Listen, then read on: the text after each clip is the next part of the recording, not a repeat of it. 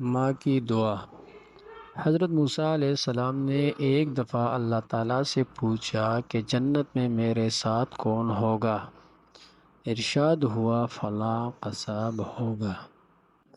آپ کچھ حیران ہوئے اور اس قصاب کی تلاش میں چل پڑے۔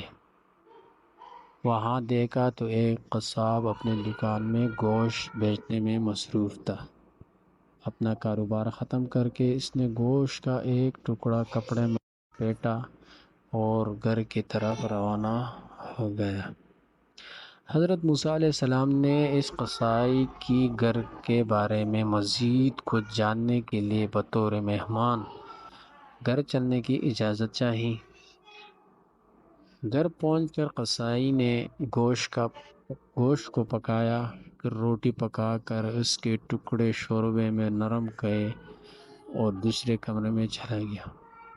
یہاں ایک نہایت کمزور بڑھیا پلنگ پر لیٹی ہوئی تھی۔ قصاب نے بمشکل اس سے سہارا دے کر اٹھایا اور ایک ایک لقمہ اس کے منہ میں دیتا رہا۔ جب اس نے کھانا تمام کیا تو بڑھیا کا منہ صاف کیا۔ بڑھیا نے قصاب کے کان میں کچھ کہا، جس سے سن کر قصائی مسکرایا اور بڑھیا کو واپس لٹا کر باہر آ گیا۔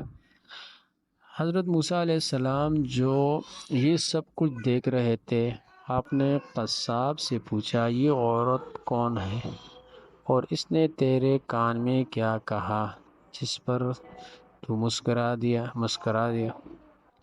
قصاب بولا، اے اجنبی، یہ عورت میری ماں ہے۔ گھر پر آنے کے بعد میں سب سے پہلے اس کے کام کرتا ہوں۔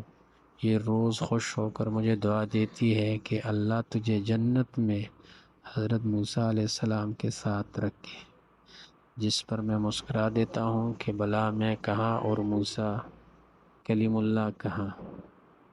اس کہانی سے ہمیں یہ سبق ملتا ہے کہ ماں کی دعا کبھی رد نہیں ہوتی۔